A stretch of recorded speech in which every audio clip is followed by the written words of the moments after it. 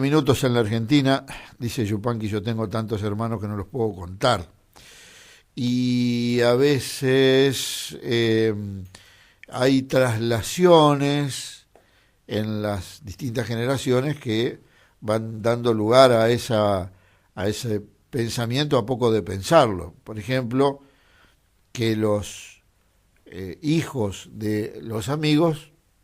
acarreen con esa amistad, a veces grata y otras ingratamente. Pero en este caso no solo es una grata continuidad, sino además uno ve en otro amigo cierta proyección y que trae, por supuesto, cierta admiración. Y a veces uno no entiende por qué. Pero bueno, distintas facetas que tenemos los seres humanos que hacen que otros con alguna carencia en algún sentido, vean gratamente reflejada esa proyección en otros. Como me pasa a mí con Gustavo Sirota, con quien vamos a hablar ahora. Auspicia Mutual Bancaria. Hijo de un amigo de mi padre, Gustavo Sirota es docente, es profesor y además amigo mío. ¿Cómo anda, Gustavo? Buen día. Hola, Juan, ¿cómo te va? Gracias por la presentación. No, yo creo que además es justo porque uno ha encontrado en el título de un libro que están haciendo esa proyección de amistad y el porqué de esa secreta admiración que uno tiene por personas que en algún momento reflejan el porqué. Y en este caso, Los judíos en Concepción del Uruguay será un libro presentado en pocos días. Y bueno, del que quiero que abundes. Bueno, mira, esto en realidad tiene una pequeña historia. Cuando, allá por 2004, mi papá se entera de que tenía una enfermedad que lo iba a ocupar un tiempo, de tratamiento y demás. Una de las cosas que charlando con él, que teníamos una relación realmente muy cercana, porque nos gustaban las mismas cosas, porque nos gustaba la política, la historia, el fútbol. Entonces, la idea de por qué no buscar un poco, que no había nada, sobre los orígenes de la comunidad judía, nuestra comunidad en Concepción del Uruguay, que era algo que siempre charlábamos y que teníamos por ahí algún intercambio. Y bueno, la idea la tomó, lo recuerdo todavía, todas las mañanas iba a llevar a mi hija más grande, sobre todo a Delfina, a la escuela. Morena era muy chiquita todavía, pero después era Delfina y Morena, a la escuela o a los jardines, y de ahí se iba, en un principio, a la hemeroteca de acá, de lo que es el Museo Casa de Liopaniza. Se pasaba las mañanas leyendo los viejos periódicos del siglo XIX, principios del siglo XX, y después, bueno, fuimos buscando en lo que encontramos en el Centro Social Israelita, en otras fuentes, testimonios de alguna gente, de los viejos judíos que quedaban en aquella época, y de esa manera fuimos armando un poco el rompecabezas de lo que fue la primera presencia judía en Concepción de Uruguay, cómo se construyó la identidad comunitaria, es decir, cómo aquellos primeros judíos que venían huyendo del horror, de persecuciones, etcétera, encontraron en este maravilloso lugar del mundo que es la Argentina, y en este lugar tan maravilloso que es Concepción del Uruguay, su lugar en el mundo, de manera muy particular, porque en realidad la mayoría llegaba primero a las colonias o venían por algún cercano que estaba en la primera colonización judía cerca, entre Domínguez, Clara, Palmar Yatay, que después fue Bajay, Vaso, y bueno, después siguiendo un poco la ruta de sus hijos que se venían a estudiar a la ciudad, que tenía el colegio, la normal, etcétera, se fueron asentando. Entonces, bueno, cómo se construyó esa primera identidad judía y algunas particularidades que tienen que ver con esa primera construcción, ¿no? De cuándo aparecen los primeros grupos judíos, cómo se empiezan a organizar, ya en la década del 10 con alguna institución que los aglutinara, los primeros lugares donde donde se reunían para oficiar culto o para reunirse, y todo lo que creo muy rico, muy valioso, muy interesante dejaron aquellos primeros judíos que la verdad que llegaron a ser muchos. En Concepción del Uruguay llegamos a tener una población importante de la comunidad judía, numéricamente y cuantitativamente, y que, bueno, más o menos hasta 1930, que es donde más o menos seguimos nosotros en esta primera publicación, muy sencilla, muy humilde, pero con mucha pasión que hicimos con él, ya se construye definitivamente el Centro Social Israelita, que es la institución que hasta hoy sigue agrupando a los judíos de la ciudad. Bueno, y entrando en el libro, hay una línea, son varias historias, es una sola historia que engloba esa proyección. ¿Qué dirías que es el libro? No, nosotros, a ver, tratamos de seguir una línea cronológica como para hacerlo ordenado, sobre todo porque la idea es que lo puedan leer y quedar para quienes no conocen, o para las generaciones más jóvenes de nuestra comunidad y de la ciudad, por supuesto. Nosotros arrancamos con el primer dato que tenemos de algún ciertamente judío, con Mardoqueo Navarro, que es secretario de Urquiza, ya por 1859-60, y después algunos nombres que aparecen antes del comienzo de la colonización judía, que es allá en la década del 90, del siglo XIX. Y después cómo se van asentando acá, como vemos en el colegio una cantidad importante de chicos judíos, los primeros negocios que aparecen con nombres y con la gente que lo desempeña, las primeras instituciones, que ya en 1912 tendríamos el primer centro que agrupa a jóvenes judíos, que es el Centro Codimo, que era la primera institución judía que hay en la ciudad, cómo empiezan a organizarse ya, por ejemplo, a finales de la década del 10, cuando la Declaración Balfour, allá por 1918-19, haciendo celebraciones, reuniones en la sociedad italiana que prestaba su lugar, algún domingo celebrando la posibilidad de tener su tierra en Palestina con alguna ida a lo que es el Puente Fierro, que era el balneario, o uno de los balnearios de la ciudad en aquella época, ya el cementerio en el año 23, y cómo se fue construyendo un poco la ritualidad, las primeras casas donde se oficiaban los servicios religiosos, porque antes se reunían en casas de familia hasta que tuvieron su lugar propio, tanto la comunidad del judío de Europa Oriental, los Askenazim, como los sefaraditas, que eran los judíos de la zona de países árabes y de la vieja España, y cómo se fueron organizando, cómo fueron teniendo sus bibliotecas, su escuela, su caja de crédito, es decir, cómo fueron construyendo esta identidad comunitaria que es muy fuerte de la colectividad judía y que ha dejado una impronta incluso con nombres muy significativos, qué sé yo, uno piensa en un Nissim Bitbol, por ejemplo, que fue una de las figuras emblemáticas, uno de los grandes hacedores de la comunidad judía de la ciudad, y que fue uno de los personajes más destacados del ámbito cultural y educativo allá por 1910, 1920 en la ciudad. Es decir,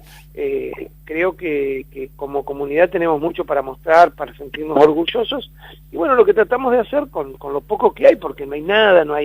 casi no quedan registros comunitarios,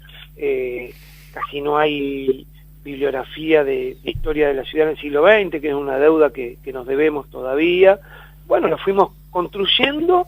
y bueno, quedó un pequeño relato de unas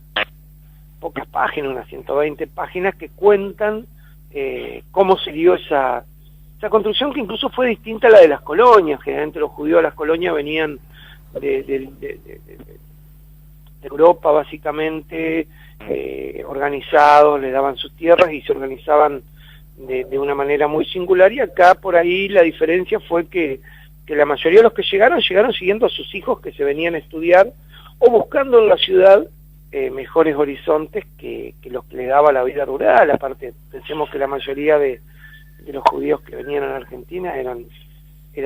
personas de ciudad que bueno, venían al campo porque Argentina les daba esa posibilidad, pero que en realidad su vida tenía que ver más con las ciudades, y bueno, encontraron acá en Concepción una ciudad importante, con un puerto, con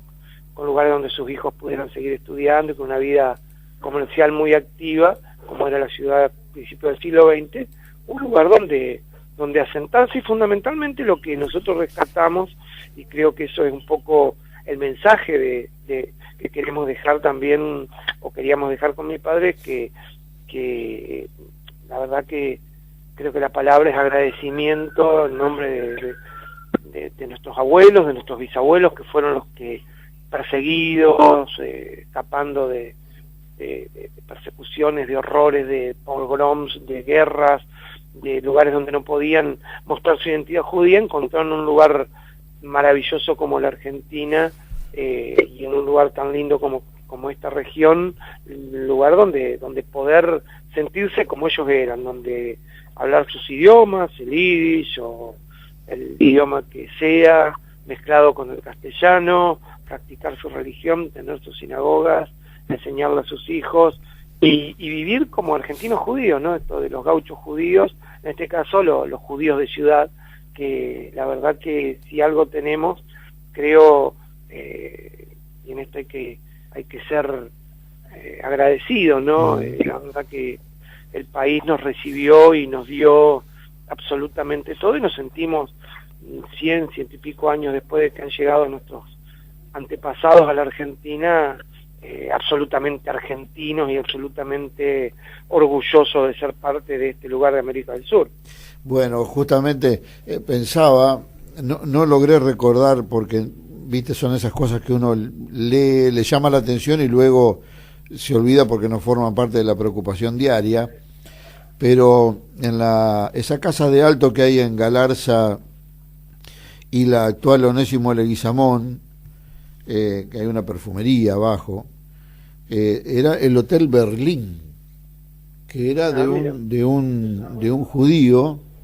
y que luego obviamente de la Segunda Guerra y de toda su significación, prácticamente desapareció como hotel y mucho más como nombre. Digo, cuántas de esas cosas que se han dado en un país que decía, como recitaba Roberto Román, ¿no? Dicen que hay guerra en Europa, y es mejor que siga arando, recuerdo esa frase, ¿no? Entonces, ¿cómo pegó, no sé si alcanzás a reflejarlo en el libro, esa ocurrencia trágica en el mundo que tuvo como principal víctima al pueblo judío? No, nosotros no andamos en el periodo básicamente del nazismo, llegamos en el recorrido hasta principios del 30, pese a que hacemos algunas menciones a las actividades que ya a principios de la década del 30 había de honda preocupación y de agitación en la comunidad judía, con la llegada del nazismo al poder. De hecho hay algunas conferencias y hay hasta un boicot a determinada prensa, porque ya se preveía, entrada a la década del 30, lo que el nazismo iba a significar. Pero igual, fíjate vos, toda la llegada de inmigrantes, no solamente judíos, las grandes oleadas migratorias de 1880 en adelante, 90 en adelante, tuvieron una marca muy fuerte en nuestro país porque nos construyeron como país. Yo siempre digo, de solo mirarnos los apellidos o las caras nos damos cuenta que no escapamos a esta impronta, pero que también en grupos profundamente xenófobos, como todavía hay hoy con quienes llegan básicamente de países hermanos de América Latina o de África hoy, se sigue dando esta xenofobia multiplicada desde el poder. De hecho había periódicos, La Bolsa era el más conocido de Martel en aquella época, pero ya en Entre Ríos, por ejemplo, en 1892 aparece un periódico en Concordia donde habla del peligro de la inmigración semita, es decir, esta dicotomía, esta xenofobia tan fuerte que todavía se da en algunos sectores y que es replicada lamentablemente por sectores populares, ya se daba. Y cuando uno mira, fíjate vos, yo siempre cuento dos cosas cuando me preguntan un poco por los judíos de acá. Digo, si uno mira los datos de los censos, mirando el de 1914, por ejemplo, en Río vivían entre el 2 y el 3% de la población de origen judío, por los datos que daban, que venían de Europa Oriental, de algunos datos que preguntaban en ese momento, siendo que muchos no lo querían ni decir porque venían escapados y querían olvidar su pasado y tenían miedo de volver a ser estigmatizados. Pero si uno piensa en un 3%, pensar que en una ciudad como Uruguay que tenía unos 17.000 habitantes, estamos hablando que en aquel momento había habido entre 400 y 500 judíos. Si lo multiplicaríamos a una ciudad como la que tenemos hoy, tal vez tendríamos una comunidad de 2.000 personas, siendo que queda una comunidad infinitamente menor. Digo como para tener una idea de la presencia de lo que significó la comunidad judía en aquella época. Y después, yo siempre, cuando me toca incluso viajar mucho, por suerte, por mi trabajo en la Universidad Nacional de Entre Ríos especialmente, pero en cada uno de mis trabajos me ha tocado viajar y me gusta hacerlo por la provincia, yo siempre me imagino a mis bisabuelos, Barman, que vinieron a Palmar Yatay, como se llamaba el lugar donde hoy es Ubajay. Ubajay era la estación, Palmar Yatay era el lugar, y yo siempre me los imagino a ellos viniendo de Rusia, de Bielorrusia en realidad actual, llegando después de muchos días de viajes y combinaciones de esos lugares de 20, 30 grados bajo cero, nieves permanentes, casi buena parte del año, a que los bajen ahí en lo que hoy es Ubajay, en medio de palmeras, 35, 40 grados en verano. La conmoción que habrá significado para ellos y cómo lograron adaptarse. Yo creo que se lograron adaptar porque Argentina le dio las condiciones, porque los argentinos le dimos las condiciones y porque encontraron acá un lugar como no había en el mundo. Mirá, cuando a mí me preguntan por la Argentina, uno la quiere mucho y a veces se siente muy triste y muy indignado por las cosas que vemos cotidianamente, más en estos tiempos tan oscuros, en esta pesadilla que digo yo que nos toca vivir hoy. Pero yo digo, mi abuelo materno se fue de Londres a Nueva York y ahí no le gustó y buscó algún lugar donde pudiera realmente realizarse. Le ofrecieron 2 lugares, Canadá y Argentina, y no dudó, se vino al que mejores posibilidades ofrecía en 1904, que era un lugar que desconocía absolutamente, que no tenía ni idea ni dónde estaba, ni su idioma, ni nada, que se llamaba Argentina, y donde se quedó, y donde pudo formar su familia, y donde pudo cumplir sueños que para nuestros abuelos eran muy fuertes, que ellos venían acá sin un peso en el bolsillo, pobres, brutos, sin poder haber ido a la escuela seguramente porque no se los permitían en sus países, sin conocer idiomas, costumbres, y vieron a sus hijos formar su familia primero, sus hijos poder ir a la escuela, al colegio, algunos llegar a la universidad, y creo que si nos hubiesen visto a los nietos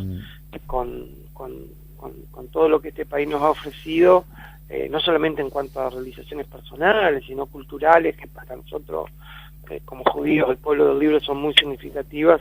creo que no hubiesen dudado de la muy buena elección que hicieron viniendo a este lugar. Gustavo,